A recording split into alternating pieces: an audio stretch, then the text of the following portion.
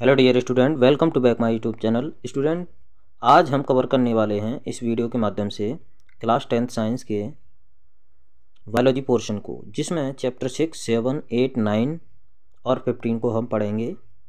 16 chapter जो है ना वो रिड्यूस हो चुका है आपका। तो इन चैप्टरों से जितने भी महत्वपूर्ण क्वेश्चन हैं आपकी बोर्ड परीक्षा के लिए वो हम इस वीडियो के माध्यम से कवर करेंगे। तो वीडियो के लास्ट तक बने रहिएगा, वीडियो बहुत ही अच्छा होने वाला है। चलिए वीडियो को स्टार्ट करते हैं।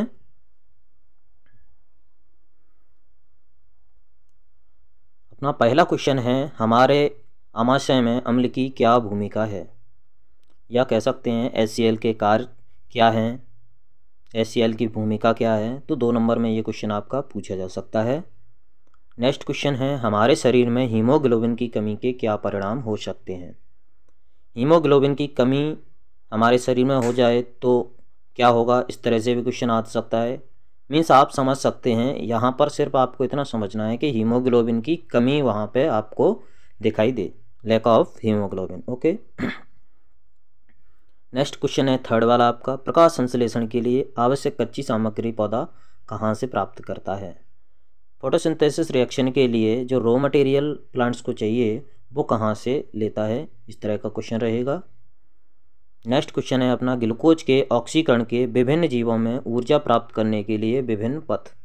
ग्लूकोज के ऑक्सीडेशन के द्वारा जो ऑर्गेनिज्म या लिविंग ऑर्गेनिज्म को जो एनर्जी मिलती है वो किस पथवे से मिलती है वो हमें इसमें पढ़ना पड़ेगा। नेक्स्ट क्वेश्चन है अपना, स्वयंपोषी पोषण और विषमपोषी पोषण, इसमें अंतर है।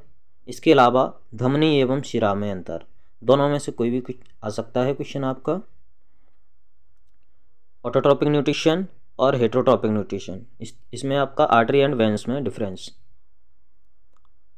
नेक्स्ट है फंक्शन बताना है, कोई दो फंक्शन बताना है, कार्य बताना है।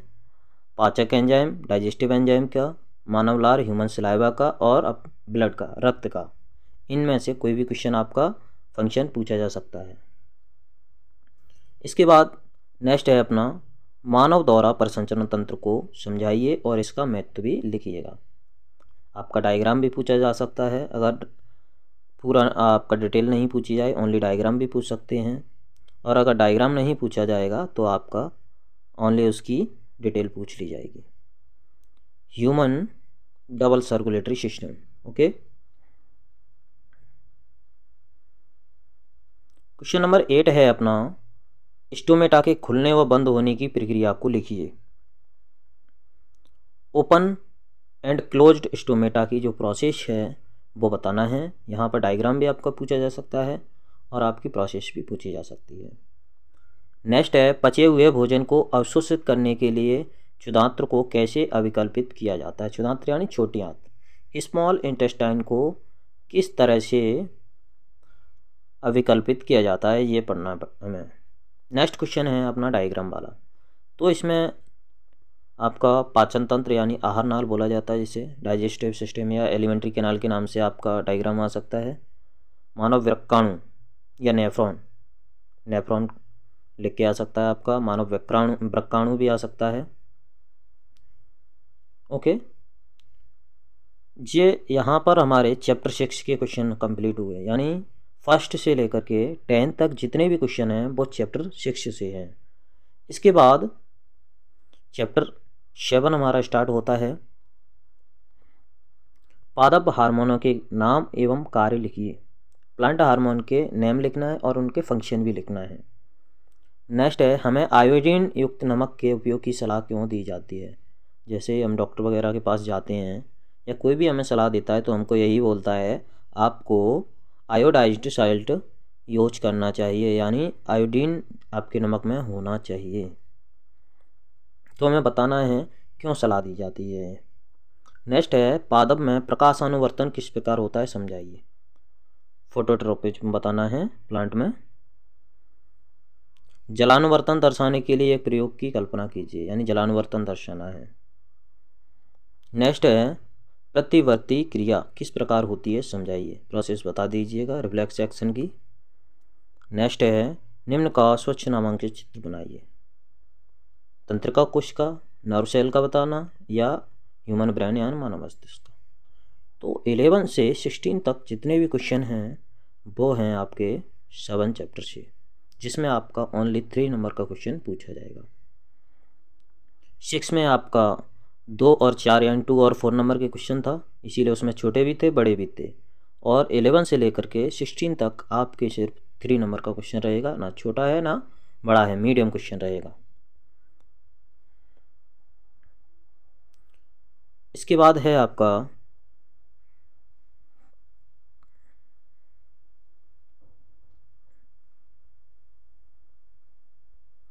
चैप्टर 8, माँ के शरीर में गर्भस्थ भ्रूण को पोषण किस प्रकार प्राप्त होता है अथवा प्लेसेंटा के कार्य लिखिए।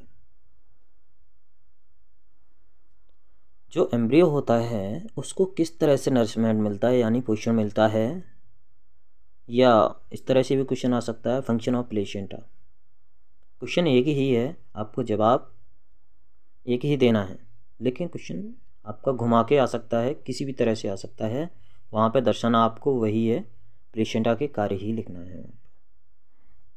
नेक्स्ट क्वेश्चन है, कुछ पौधों को उगाने के लिए कायिक प्रवर्धन का उपयोग क्यों किया जाता है।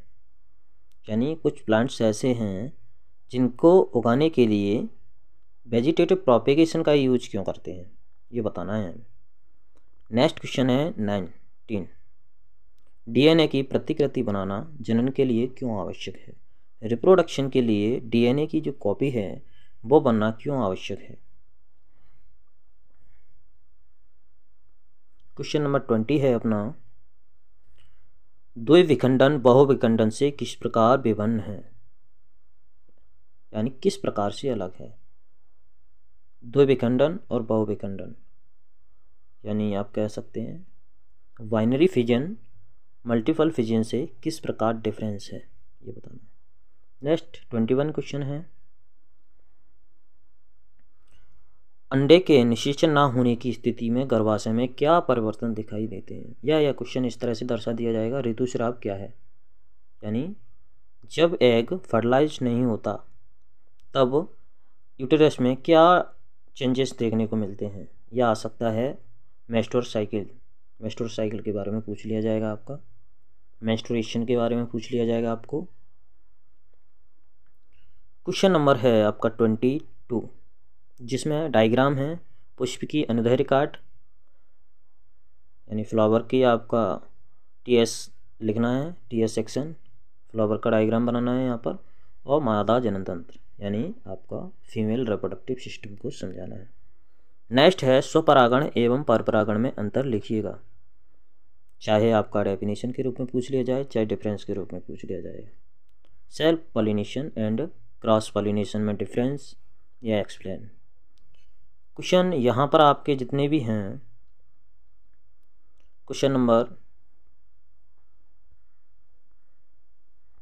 कितना था अपना 17, 18, 19, 20, 21 और 22 और 23, यहाँ तक जितने भी क्वेश्चन हैं वो चैप्टर 8 से हैं, और इन क्वेश्चनों में आपको सिर्फ 2 नंबर का ही मैटर लिखना है। ओके, नेक्स्ट अब आते हैं हम क्वेश्चन नंबर 24 पर, जो चैप्टर 9 से हमें पढ़ना है। क्वेश्चन नंबर अपना पहला है, मेंडल ने अपने प्रयोग हेतु मटर के पौधों को ही क्यों चुना, 2 कारण बताना है। इसमें भी आपको 2 ही नंबर का पढ़ना है। बायोलॉजी आपकी इतनी सरल है, इसमें बना दी है बहुत ज़्यादा सरल, 2 नंबर का ही मैटर लिखना है बस। मेंडल ने अपने प्रयोग के लिए मटर के पौधे का ही सिलेक्शन क्यों किया, इसके लिए 2 कारण बताना है हमें, सिर्फ 2। बाघों की संख्या में कमी आनुवंशिकता की दृष्टि से चिंता का विषय क्यों है। जो टाइगर की जो संख्या में कमी आ रही है वो हम किस तरह से बताएंगे कि हेरिडिटी की दृष्टिकोण से चिंता का विषय क्यों है। नेक्स्ट क्वेश्चन इसमें बताया जाएगा, 2 नंबर के क्वेश्चन और भी लिए गए हैं। जीवाश्म, फॉसिल्स, वेरिएशंस, विभिन्नताएं, समझाता अंग, अंग नहीं लिखा है यहाँ पे, समझाता अंग है।